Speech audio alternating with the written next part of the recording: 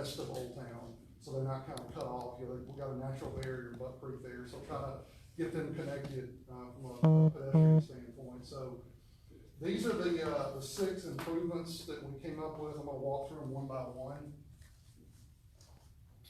One is a railroad pedestrian crossing. So this is one that actually we started looking at probably back in 2016, back when Mayor Hall was in office. Is that the little arm that was supposed to be on there? That's right, that's right, yeah, you're exactly right. So we started looking at this, back when Mayor Hall was in office. So again, we've got this, you know, what is a man-made barrier in Old Town with a double set of tracks. And we've got the single one up close to the sports complex, and we've got the double tracks here. And we've all seen it, right? You know, you got families toting kids across the tracks and mamas pushing strollers across the track. It just, you know, just kind of makes us cringe, especially for the large events like Buck Creek Festival and things like that. So, again, going all the way back to Mayor Hall's days, you know, we were trying to figure out how can we provide a safer, easier, and safer crossing across the tracks there. So, you know, again, we've got sidewalks, down both sides of, Helena Road, but they basically stop at the railroad, and then you're left to kind of, you know, jump over the tracks, fend for yourself. And then we've got some sidewalks, and of course we got the amphitheater on the other side, but we're trying to connect those up. Regarding the Apple study. We've been working with CSX, and they can do a lighted and gated pedestrian crossing. So we've got the lights and the gates that come down over the road now, but they can do the same thing for a pedestrian pass. This is a sample of one. We got off the internet somewhere, but this is basically what we're looking at doing on the east side, or the depot side. That seems to be a little bit easier because on the west side, as soon as you cross the tracks, the terrain dives off down into the amphitheater. So it's a little bit easier, a little bit lower hanging fruit to do it on the depot side. But looking at doing something like that, it would activate with the highway signal. It would be a good firm. We would build the sidewalks up to the railroad right of way. The railroad would do everything within the right of way, and they would put a concrete, you know, a nice concrete crossing, similar to the ones that they've done. I think the ones up over by Donut Joe's with a nice inlaid concrete crossing, so you'd be able to walk over it. So the cost of that is about $525,000. Again, that includes the railroad has to do their own engineering. They do all the work within the right of way, and then we would just build the connecting sidewalks. And there are a few other little features there. So here's the crossing we're talking about. We would build these 2 little pieces of connecting sidewalk here. The access road down into the shop and the wastewater treatment plant is actually in CSX right of way. They don't like that. It's kind of grandfathered in, but they don't like that. So one of the things that we agreed in principle to do as part of this is we would close that and actually build a little connector over here and bring the public works vehicles and all over to Lake Davidson Lane, and let them use Lake Davidson Lane here, which I understand Public Works is doing now. Some of the vehicles actually do that now because it's easier to turn left out of here than it is right there. So we got with Jason. I saw Jason walk in. Yeah, about that. So that is that's that project. Any questions before I move on? Yeah, at one time the railroad said the caboose was on their property. Are they still asserting that, or by doing this, closing the side road is going to basically stop that whole contestment?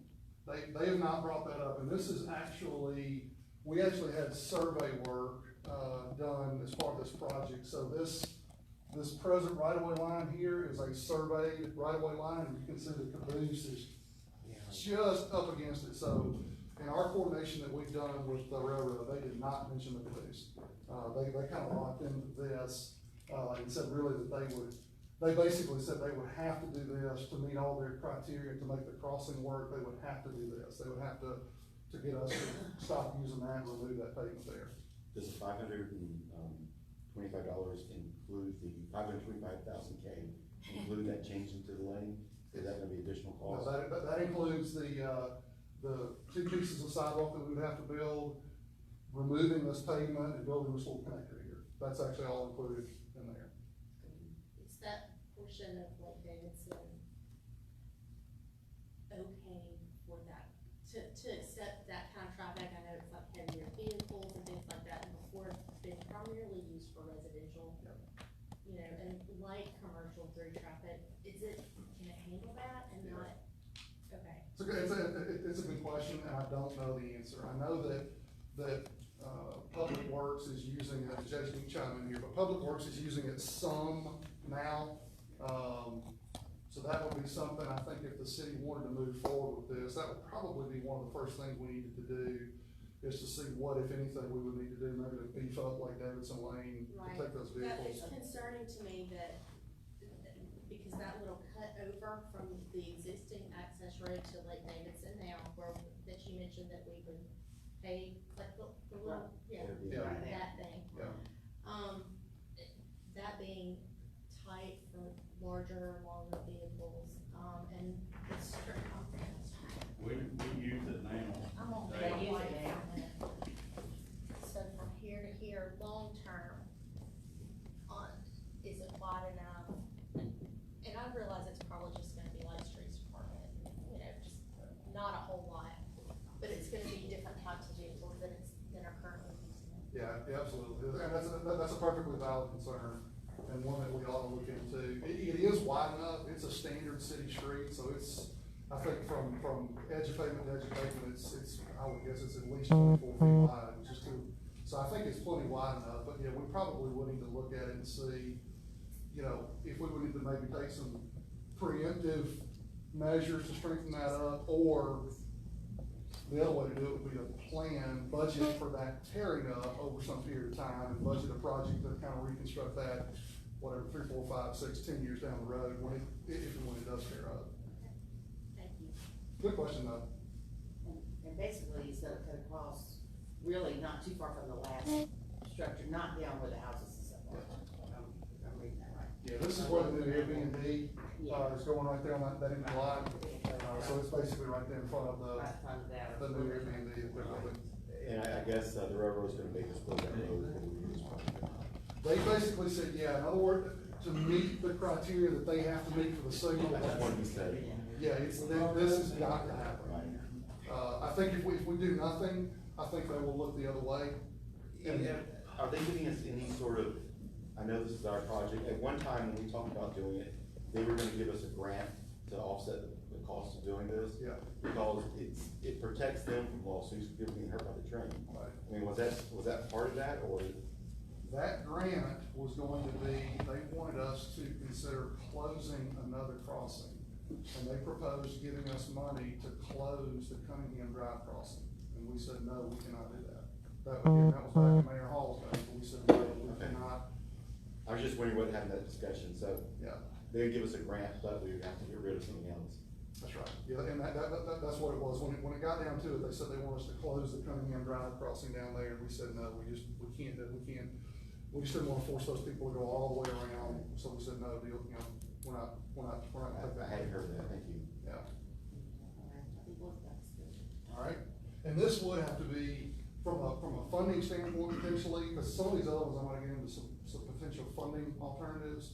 In talking to Aldot about this I think will just have to be city funded, because when you get Aldot and their criteria and the railroad and their criteria, as you well know, we're gonna be talking about this in 25 years. So we just think, if the city wants to do this, it just needs to be a city project. You'll let the railroad do their thing, let them build it, we pay our share, we do our work, and, you know, not try to get any kind of federal funds or anything like that. So what's our share of the 500 bucks? Is that our share? City's share of that? That's what I'm saying, is that will need to be a city-funded project. Because I have $1 million investment. Yeah. But we have to do something anyway, because if they make us close that road, we're still gonna have to spend that money doing that diversion. That's right. And that, again, those costs are in there, to do the sidewalks and the pavement removal and all that are all in that. All right, the next one is, parking improvements in Old Town. So,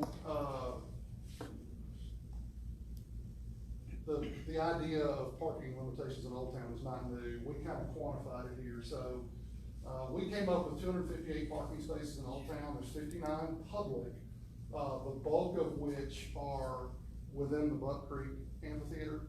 Of course, you've got some parallel parking on Helena Road, on Second Street, but the bulk of that 59 spaces is actually in the amphitheater there. There's 199 private spaces scattered around, but again, a big chunk of those are in the creek side at Old Town, which is the Buffalo Ladies Complex, across the creek. So we did meet, and Laura, you'll remember this, we actually met with the hot board, and they shared some really good feedback, that lack of parking on the weekends, and the evenings, patrons can't find where to park. There may be parking spaces that are available, but they can't find them. Lack of lighting, and lack of, or not clearly defined ADA parking. So there are a couple of short-term improvements. One is just simply, restriping, the spaces that are in Old Town. Now, AlDOT keeps the ones on Helena Road done, those are in good shape. But on, Second Street there, just simply restriping those, I think we actually come up with a way to pick up that space, by restriping them at the proper dimensions. I think we can actually pick up one on-street space on Second Street. And then something Hal's already working on is the wayfinding. It's just simply add some wayfinding that guides people to, both the public and the private parking that is in Old Town there. Some longer term improvements is investigating some joint use parking scenarios. So there's a lot, go here. So there's an empty lot on Second Avenue up here. This is I forget the name of the church. There's a little church up there. There's an empty lot right here, that could be a potential, I don't think that is used very much at all now. They probably just use it on Sunday mornings. So this lot is virtually unused most of the time. So looking at a joint use set up with them, to where when times that they don't need parking, we could use it. Same thing here at the corner of First Avenue, and Second Street. There are 8 spaces here. This is Dr. Eisenman's office. So there's a lot of time, particularly during the heavier demand times in Old Town, where this lot is probably not used. Isn't it and I know this because of Iceman and Hatchie, there was an argument that Hatchie owns that and did not want any parking allowed in that. Has that changed? I was not aware of that, so that may be some history that we didn't uncover in this. So that may be a non-starter then. Helen, you and I, we did a lot. Yeah, and There. That was back, yeah, I did want to bring that up just to make sure it didn't drop off the radar when I die. That this area right here is flood zone, but it could have overflow property such as gravel in that area. But it fell apart all because the owner didn't wanted us to pay for the splitting of the property. Yep. And we couldn't do that. And Mark said, Yeah. So yeah, I'm glad you brought that up. I like that to stay on the radar because that's an incredible location. Because this wasn't gonna do, I thought you said gravel, but I you said. Yeah, we could not actually pave it while it being in the flood zone. Plus, we would be able to make it disability because it would have to be perfectly graded for someone in a wheelchair. But we could make it gravel with overflow. Yeah, well, if it's overflow parking, we may not have to provide ADA. I mean, obviously you want your Right, ADA we wouldn't have closer to. to the destinations. So if that's just overflow parking. But that owner wasn't interested because they could not develop the property. So we may wanna, That's something that. we need to put that back on the table. Yeah, See, I know I asked you guys out there before the Yeah. council meetings a couple of years ago. Third, was that on Third Street? Where was that on? Was that on Third Street? This? Right. It's off of First and Second. So here's First Avenue West and Second Street. There's a duplex. There's a little duplex right here. Yeah, and the owner did not want us, we wanted to have the exit right here, but the owner didn't want it to, so it would have had been right there. Yeah, he's That's having a not lot, gonna that's provide a- everything you need. And then there's, the third spot for some potential parking expansion would be, behind, so this is First Avenue East. There's a piece of property that's publicly owned. It's shown to be owned by the City of Columbiana Housing Authority, I think. The terrain is tough here because you guys know this is the museum. So First Avenue, you go up very steep and then down very steep. So, but if you go out there today, there is a little flat spot kind of graded in here. So with some earthwork, we feel like we could get about 30 spaces here, come kind of one way, come in, make the loop, go back out.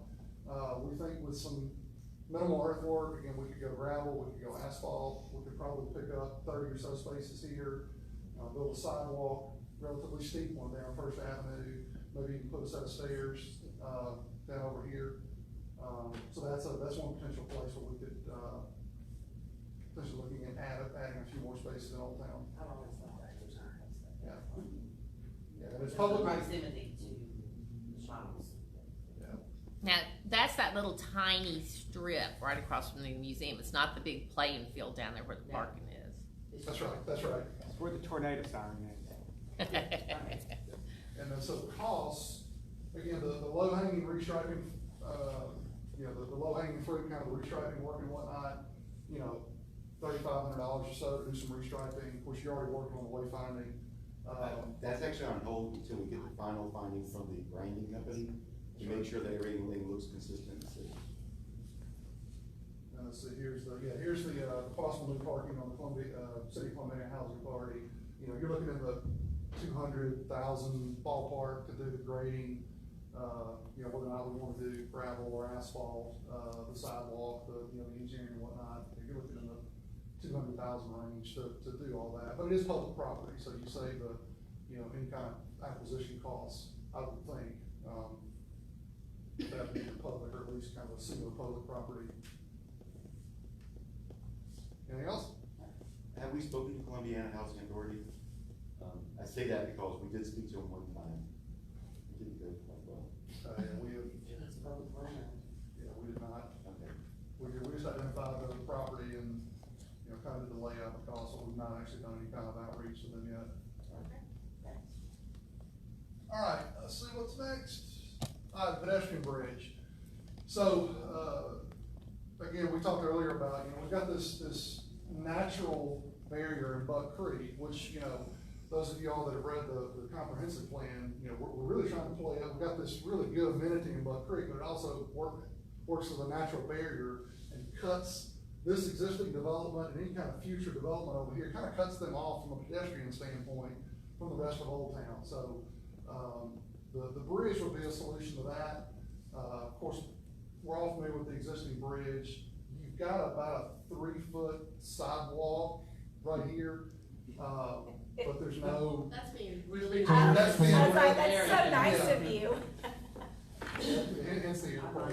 Which side would the pedestrian bridge be on? So it would be so this is looking north toward the sports complex, so it would be on the, Beef O'Brady's and the depot side. Again, kind of ties into the gated pedestrian crossing, so we're not having a zigzag, we're proposing to put the gated railroad crossing on the east side.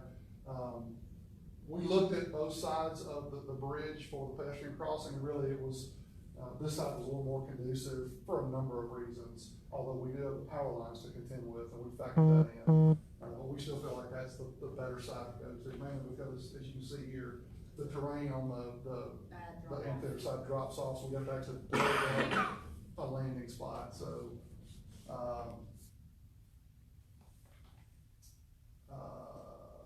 again, we talked about the issues with the existing bridge and all. So, recommendations to provide a pedestrian bridge. What we were proposing and looked at was a prefabricated, steel truss, similar to what you see here. You guys have probably seen some of these around.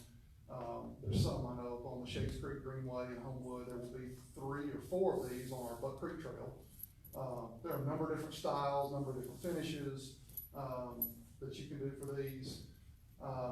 Estimated cost is in the 1.6 to 2 million range, which includes the engineering, all the design work. Also, the Alabama Power, we coordinated with them. They will probably have to move some of their lines, but they did give us a price to move a couple of their lines and re-guide everything so we get the proper clearances between the metal bridge and their transmission lines. That's important.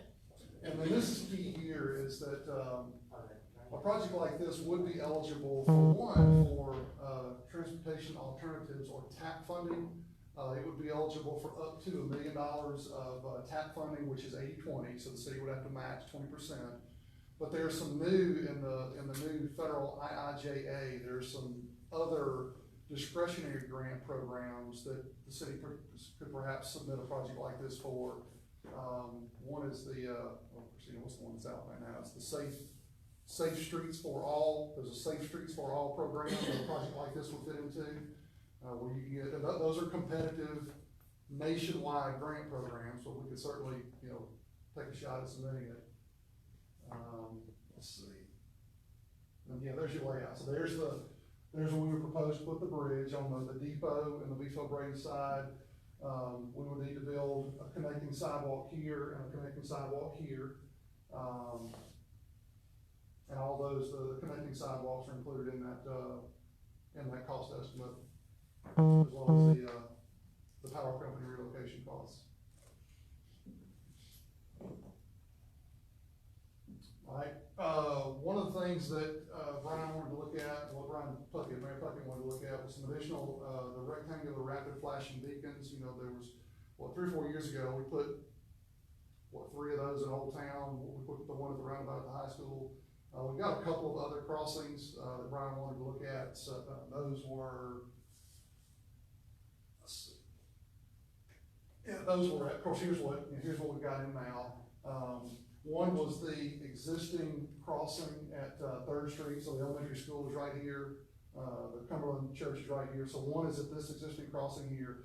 This one would actually be an interim application. When the road is widened for the intersection, we would probably just relocate those, because the sidewalk on that project, incidentally, is going to come up here, cross, and the sidewalk will go, a new sidewalk will go from the Cumberland Church all the way up to where the project ends, which is close to the new Freddy's and Dunkin' Donuts site. And then the other one is the Creekside Corner Old Town.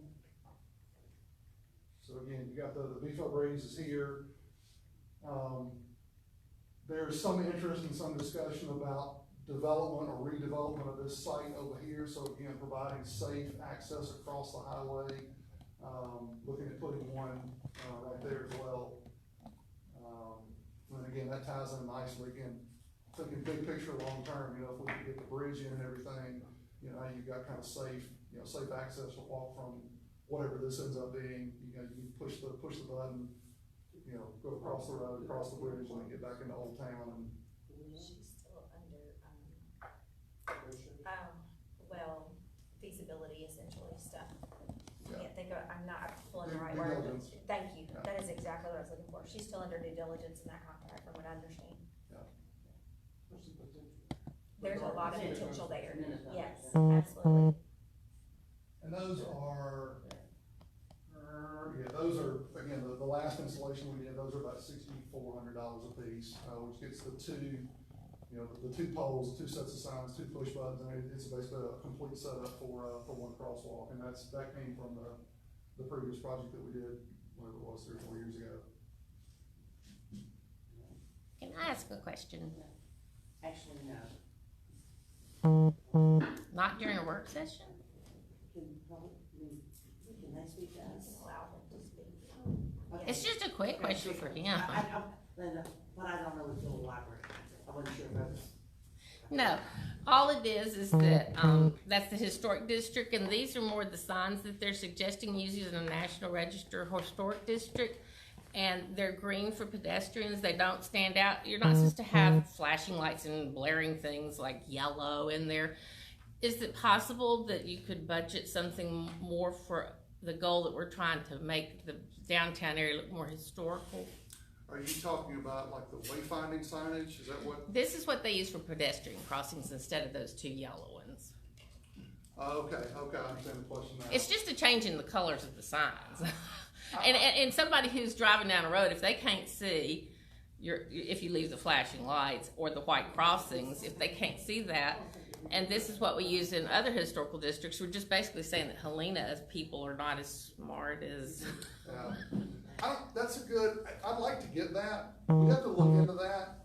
I'm afraid that ALDOT is going to push back on those because I don't know that is an official street sign. It is one that I had researched in the historic. Okay. Will you districts. share that with Blair then? Yeah, we could certainly ask. Because ALDOT if they it's would still a approve sign something. you're buying, It's just more for the Plata Historic. Yeah. Send that to. I'll give it to you later. Yeah. She seems to be Blair. Anything else on that one? Alright, one of the other ones that, Mayor Puckett wanted to do was just lighting on the existing bridge. This could be done, this kinda came out of the idea of, Birmingham lights? well, no, it's walking, it's not putting the new pedestrian bridge in, but using that little sidewalk we have, is trying to make it a little safer, but, you know, we always have the lights the public work puts up, the road lights and everything. This would just be something a little more permanent, something that they don't have to, you know, put up, take down, maintain. So we got with a local vendor just to look at some options. They came up with a kind of a plan, to add some roadway lighting, overhead roadway lighting, color changing LED lighting on the bridge, which is just really for aesthetics, but we'll replace the road lighting and all that we have now. But they make those things now that I'm sure you're all familiar with, that you can change the color and the pattern and all that kind of stuff. It would require approval from ALDOT, but we have talked to them and they said, yeah, send it to us as long as it's not, you know, distracting the traffic, you know, they consider it. So the Sesco, give them credit, that was the vendor that we worked with. They came up with a price of $486,000.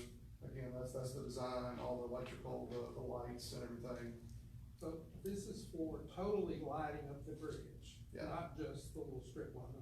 No, it will be providing functional, roadway Safety and lights. pedestrian sidewalk lighting for our little sidewalk that we have. Okay. If we put if we put the pedestrian bridge in though, that really is not necessary. It would already be lit, yeah, we would with that, if we went with that, prefabricated steel truss, you can put lights on the members of the truss. So yeah, we would light the new bridge. Does your new bridge proposal have that factored into the price point of that 1.6 to 2 million? I think we did, Lee. I have to look in the study and see if there's a line item for it. I think we did. Okay. But we can certainly check that. Okay. Was this part of the Apple study? It was. Okay. Yeah, all this was on that Apple study that the full Apple study that's submitted, and there's all sorts of other, this is just kind of a high level summary. And then finally, there are a couple of what are fairly easy, sidewalk connections that make a lot of sense. In Old Town, we've got little pieces of sidewalk here and there, but they're not really interconnected, so this just kind of identified some of those. Jump to the map first. So one is, getting the Watts Apartments, connected here. Now obviously, this kind of depends on doing the pedestrian bridge. If we build this piece of sidewalk here, we're back in the same boat we're in. We got a little piece of sidewalk, kind of goes to nowhere. Although this could be done to at least get them, you know, again, in conjunction with maybe the rectangular rapid flashing beacon, you know, you could at least get these folks to where they could walk over here. So this could be a standalone project, but really, kind of in my mind, this was an extension of the bigger pedestrian bridge project. We put the bridge in, we built the sidewalk here, and then now we connect up the little housing community right there. One is, and then the other one is, two more. One is, again, kind of extending the sidewalks on 2nd Street. We've currently got two little pieces of sidewalk, right here behind the steakhouse and all. I think there's room in the right of way to go ahead and extend that sidewalk down to and just beyond First Avenue, without getting, as you can probably see here, this gets a little tight because the setbacks decrease and Dr. Eisenman and those buildings are sitting not far off the curb, so I don't think we can have parking and sidewalks. We have to choose which one we wanted to go south of First Avenue. But, you know, we could pretty easily do some sidewalks here, and then the Lake Davidson neighborhood has sidewalks internal to the neighborhood, but then there's nothing really to kind of get them back to. So this is a fairly easy extension to go along the south side of Lake Davidson Lane, which would get them back connected to again, what could be a signalized gated pedestrian crossing, and then, you know, at that point, you're kind of connected back to the rest of Old Town, and again, City Hall, Post Office, ultimately all the way to the commercial development. Have we heard anything back about the Pelham Connector Trail? Short answer is yes. We're currently trying to meet with a key property owner to determine the feasibility of that. Was that part of the Apple study or was this post-Apple study?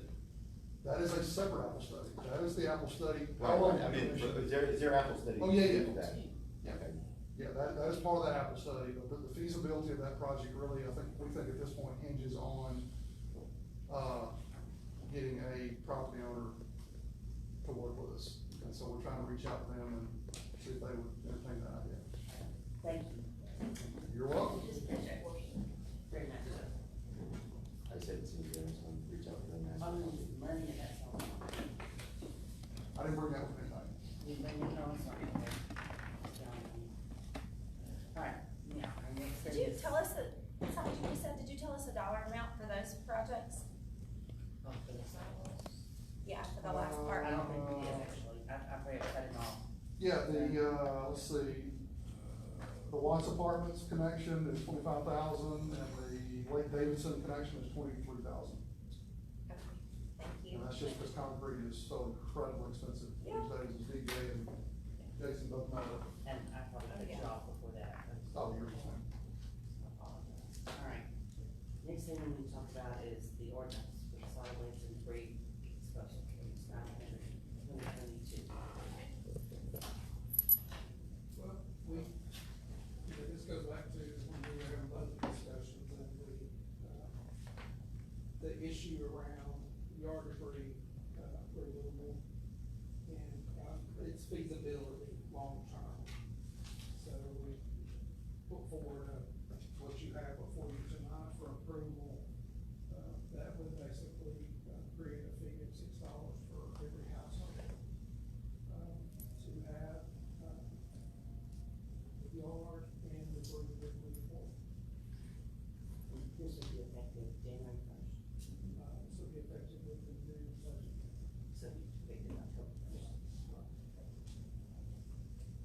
I know this kick up a lot of dust in this room and elsewhere. So, I don't know if there's anybody here tonight to speak. We have citizens in the room that want to speak to this issue, or, no, it would take effect December 1st. December 1st, Be, yeah, be a part of the utility. it'll be December. I wasn't sure. Right, anybody? Okay, now one of the things that I have written down, because this ordinance was presented to us, and we were just now talking about it. To me, we have to vote on this, review it, and then the laws updated version would have to be looked at. Considered separately. Separately. Cause it's just. But we could do a first reading of it tonight if this does not pass or not. We can. But we don't If have to. we don't have to, but if we want to. Okay. So best I can tell, we're gonna vote on the amended, This one. on the amended ordinance from Chris tonight. And, If it if passes. it then- passes, No. then it passes, and if it doesn't, there's resolution. The resolution. Right, I got that. That would effectively end And our. The garbage, the yard any debris. debris, service. yard debris. The yard debris. Yeah, any debris, yeah. Right. And And real then quick, what that while we're leaves us there, with if that is the case, does it end October 1st? Okay. So what that leaves us with is our pieces and parts of all those ordinances Right. for just contracting garbage pickup, which is what Laura, pulled together. Well, and I mean, cause I'll be honest with you, I haven't had a chance to read it, cause I was scratching it down. And I Okay. didn't. Well, I would like to get this issue, whichever direction it goes, buttoned up before the new fiscal year starts, just because that would make me feel better in my heart, and I feel like we need to do that. Would y'all be okay if, okay, so if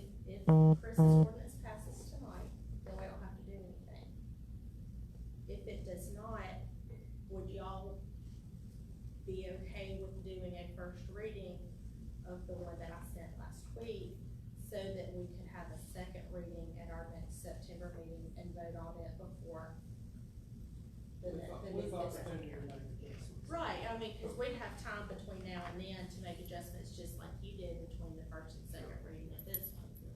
The other option is we could do the first reading and then do immediate consideration at the second reading. At the second.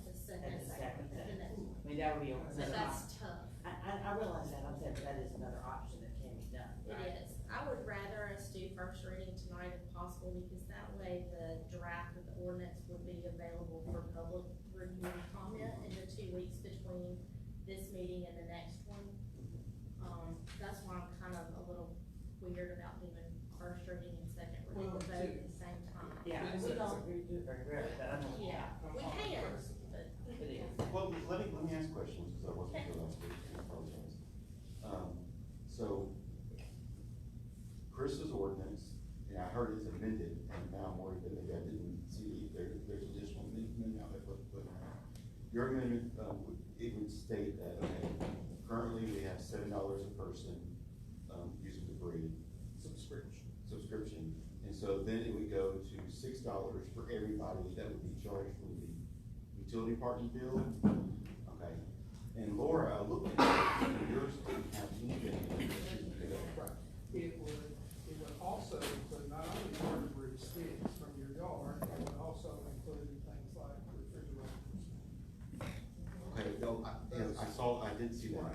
I have a question about that. So is our current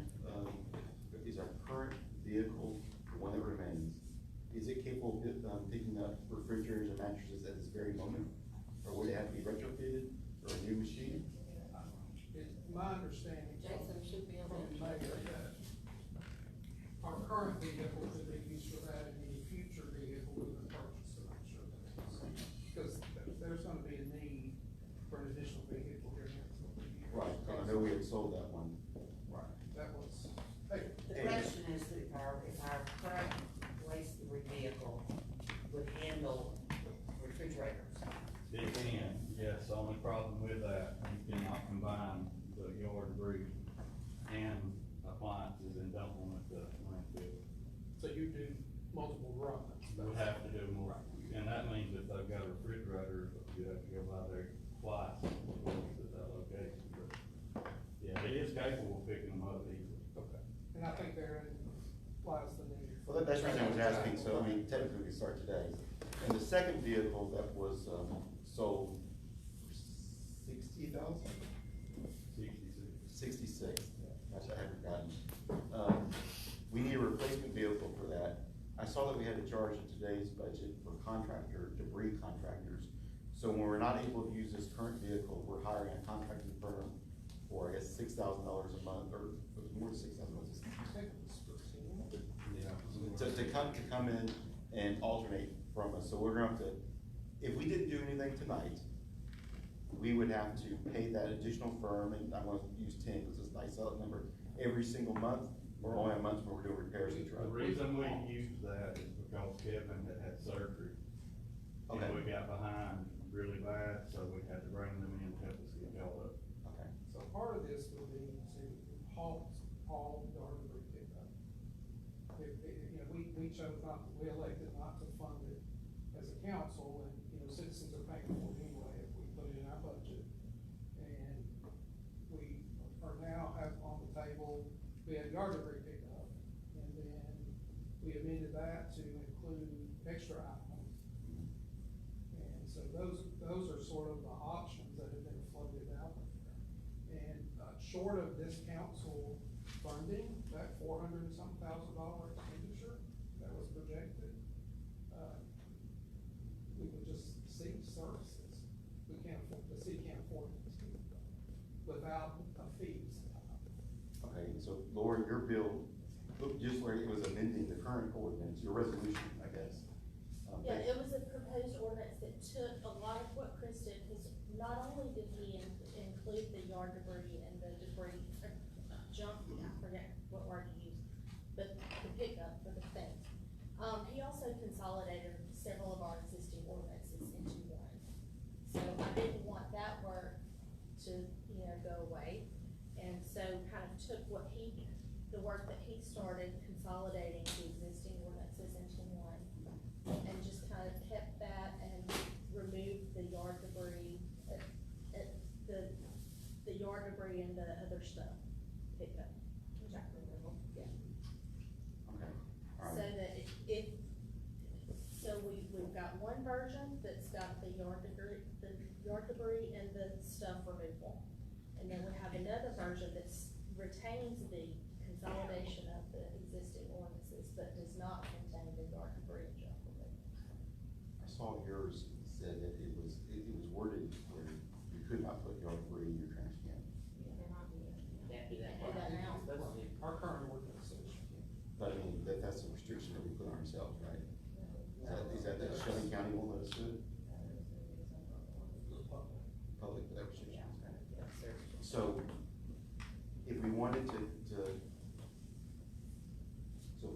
keep things the way they are, and then make a longer term plan for solution, we'd have to take the money out of the emergency fund for the current trash can, for the new vehicle.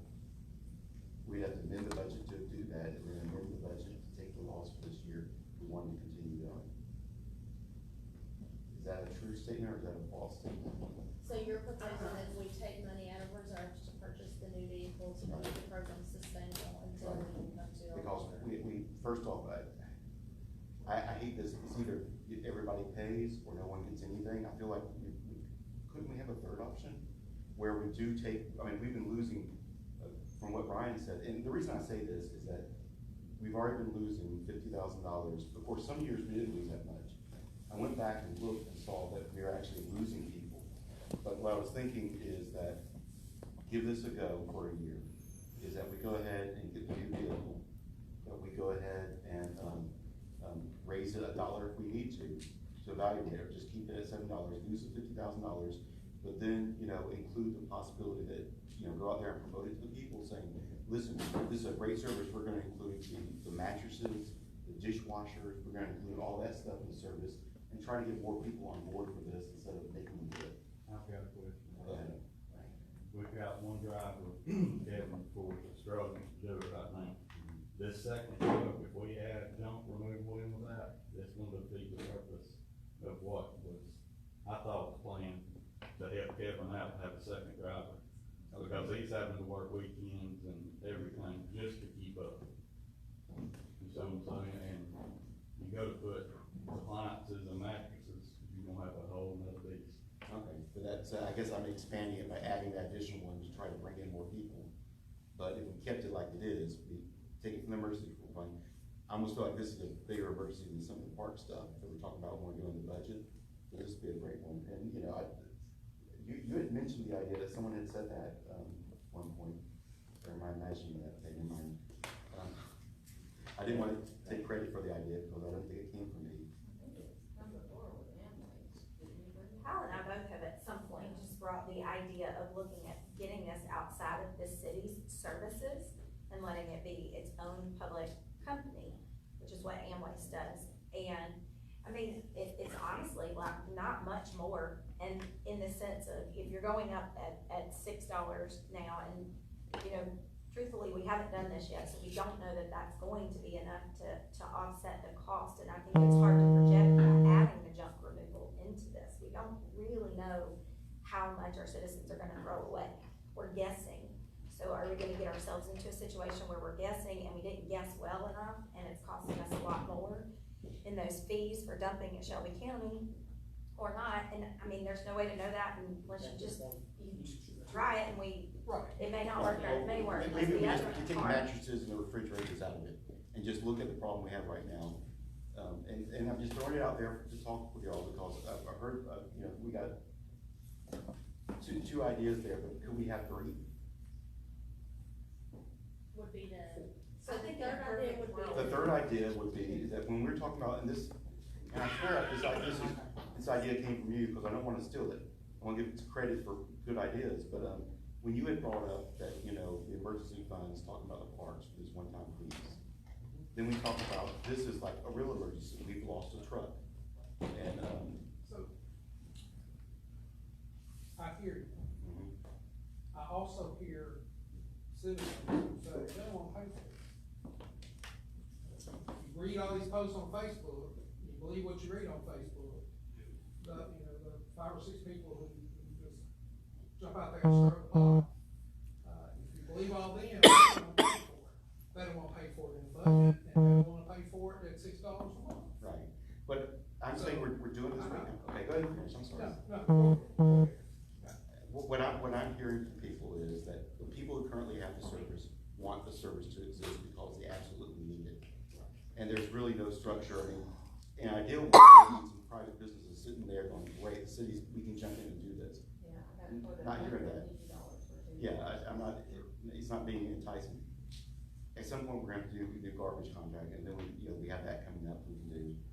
But the people who don't want the fee are saying like, listen, I live on 13, I can burn my trash. I don't have to have this, why are you gonna charge me for it?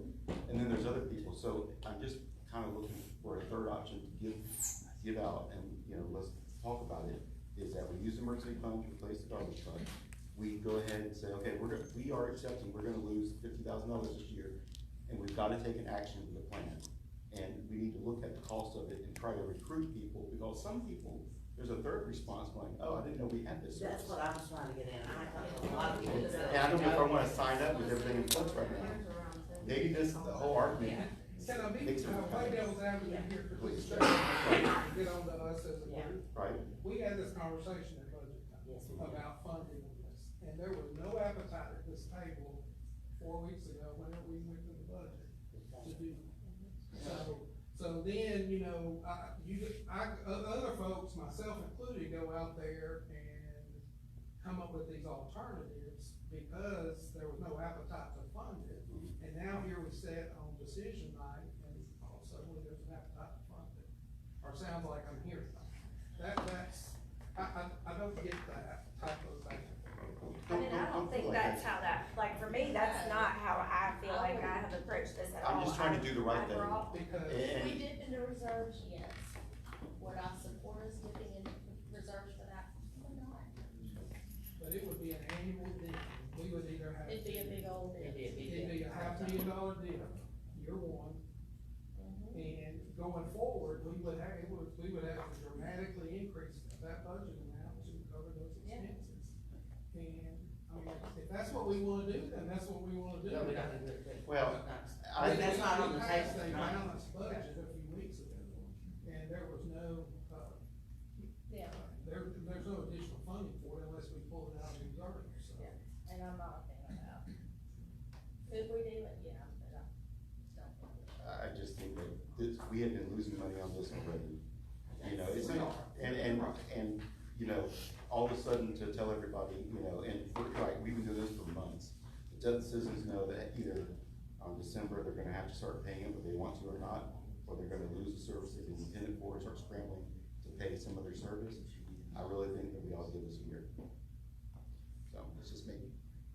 I don't feel right about making almost a $500,000 investment with potentially what could be a reserve fund for something that we may end up deciding not to continue after a year anyways. Does that make sense? Yeah. Right.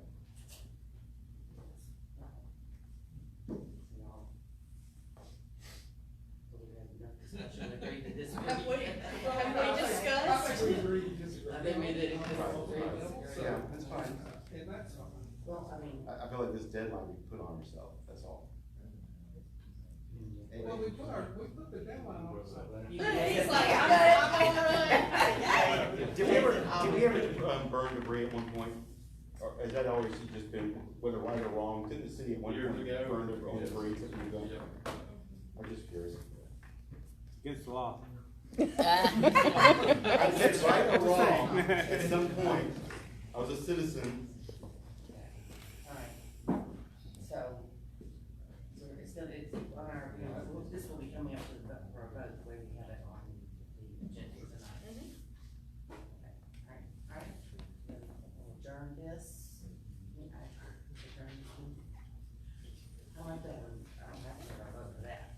And then let's get ready for it. I know. I lost it, I lost it in that 3 minutes.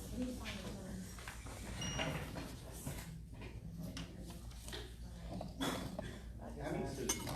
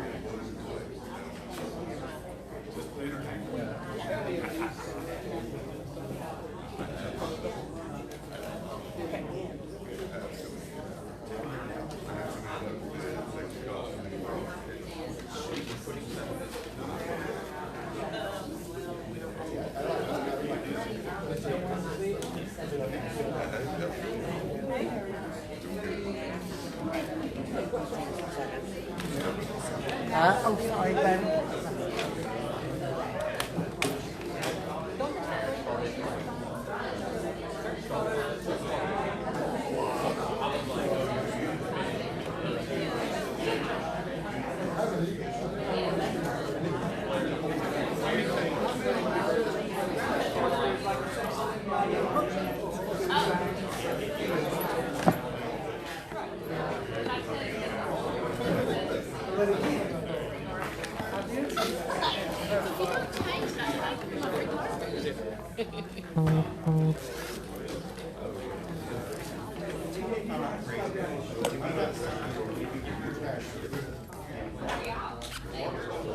He said,